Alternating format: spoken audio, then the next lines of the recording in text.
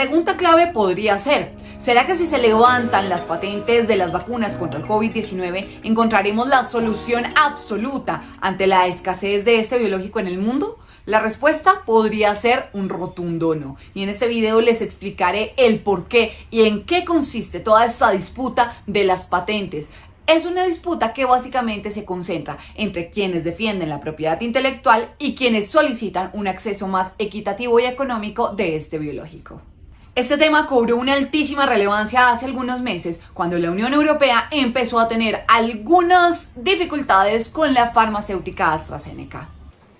No es la vacuna de la discordia, pero sí un mecanismo de presión. Al bloquear la exportación de vacunas AstraZeneca, Bruselas quiere presionar a la farmacéutica para que cumpla sus compromisos con la UE. Italia y también Francia aseguran que seguirán bloqueando las exportaciones mientras las vacunas contra la COVID sigan siendo necesarias en la UE. Y esta semana nuevamente el tema es noticia después de que el Parlamento Europeo aprobara una resolución en la que básicamente solicita el levantamiento temporal de la protección de la propiedad intelectual de las vacunas contra el COVID-19 y también de otros medicamentos relacionados con el tratamiento contra el COVID-19. El Parlamento ha sugerido que la Comisión Europea debe sentarse con la Organización Mundial del Comercio y evaluar una verdadera extensión de esa protección de la propiedad intelectual, básicamente con el propósito de no solamente hacer más equitativa la distribución de las vacunas, sino también impulsar su producción. Por lo pronto parece que la Comisión Europea está a favor de levantar estas patentes, no obstante insisten en que los primeros productores deben concentrarse en exportar el fármaco y además que deben concentrarse en aumentar su producción en aquellos lugares donde la fabricación ya es una realidad. Y muchos dirán, ¿y por qué sencillamente no se levantan las patentes y se acaba esta discusión? Pues resulta que esto no es tan simple, pero empecemos a explicar ¿qué es una patente? Una patente es básicamente el instrumento que protege la propiedad intelectual de aquel que haya creado un producto, un fármaco, una obra o lo que sea con el fin de que nadie pueda copiarse. En este caso, la industria farmacéutica lo que hace es que descubre y desarrolla un fármaco y lo patenta para que nadie más lo pueda fabricar. Esto de alguna manera controla los precios y también su producción. Por un lado, mantiene el costo bastante elevado y por otro, hace que el acceso sea mucho más limitado. Y hay quienes ya advierten que levantar estas patentes lo único que hará es erosionar los precios y además disuadir la innovación. Pero esta discusión no acaba de empezar. En junio del 2020, la Organización Mundial de la Salud creó el mecanismo CTAP, que es el acceso mancomunado a la tecnología contra el COVID-19 y que a la fecha ha sido suscrito solamente por 40 países. Este es un mecanismo global que busca que voluntariamente sean aportados conocimientos, datos, propiedad intelectual, todo lo relacionado con la tecnología sanitaria que busca luchar y combatir el COVID-19. Y por otro lado está la iniciativa de India y Sudáfrica, que fueron los primeros países en solicitar que se levantaran las patentes con el propósito de que se hiciera mucho más fácil la transferencia de conocimiento y además se incentive la producción en los países de ingresos medios y bajos, pero sobre todo se facilite su acceso. Y veamos esta situación desde las dos perspectivas. Por un lado están los países de altos ingresos que se oponen a levantar las patentes argumentando que básicamente sería una obstrucción a la innovación científica al impedir que inversores privados ingresen a esta industria. Además argumentan que con toda la regulación existente, los fabricantes de fármacos podrían hacer negociaciones y acuerdos bilaterales con todos los productores de fármacos genéricos para enfrentar una situación de salud pública como ha desatado esta pandemia. Y por supuesto, a esta misma posición también se han sumado muchísimas farmacéuticas. Y en el otro lado de la moneda están aquellos que defienden que se levanten las patentes, argumentando que la mayoría de las farmacéuticas, por no decir que todas, han recibido miles de millones de dólares de fondos públicos, especialmente de Estados Unidos y de Europa, para el desarrollo de estas vacunas y que lo más equitativo y justo sería que compartieran todo su conocimiento tecnológico y científico. Al respecto, un artículo de la revista científica británica The Lancet reveló que las farmacéuticas han recibido cerca de 10.000 millones de dólares por parte de fondos públicos y de algunas organizaciones sin ánimo de lucro para el desarrollo de las vacunas. Además, aseguran que pueden ser muchos más, teniendo en cuenta que la mayoría de registros sobre las negociaciones y los recursos es confidencial y no se tienen registros exactos de cuánto podría ser el monto real.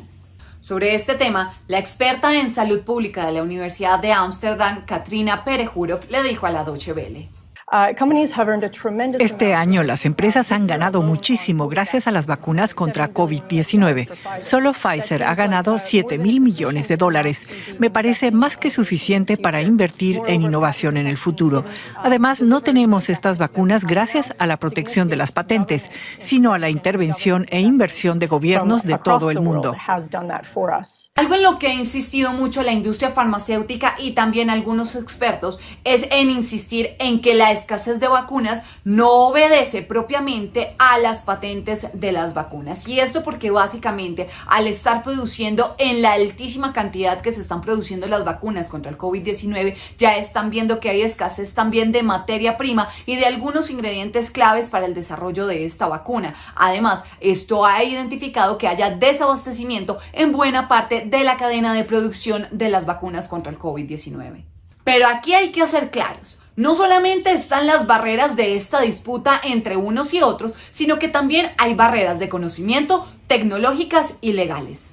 O por lo menos eso es lo que asegura el profesor Rory Horner del Instituto de Desarrollo Global de la Universidad de Manchester en Inglaterra a la BBC de Londres. Y es que asegura que desarrollar una vacuna no es igual de sencillo a desarrollar otro tipo de fármaco. Es más, asegura que para este proceso es indispensable la cooperación y entender cómo ha sido paso a paso el desarrollo y la fabricación de una vacuna. Y hay quienes aseguran que esto no es en absoluto un impedimento, pues los laboratorios en los países de medios y bajos ingresos hay capacidad suficiente para la producción de estas vacunas, y este experto considera que no es así. Para este experto se requieren de dos aspectos fundamentales. Uno de ellos son los conocimientos técnicos y científicos, que en su mayoría hacen parte de los secretos comerciales de las farmacéuticas. Y por otro lado, se requiere el acceso a la información sobre la seguridad de los biológicos, y en muchos de los otros casos también se presenta como información confidencial de estas farmacéuticas.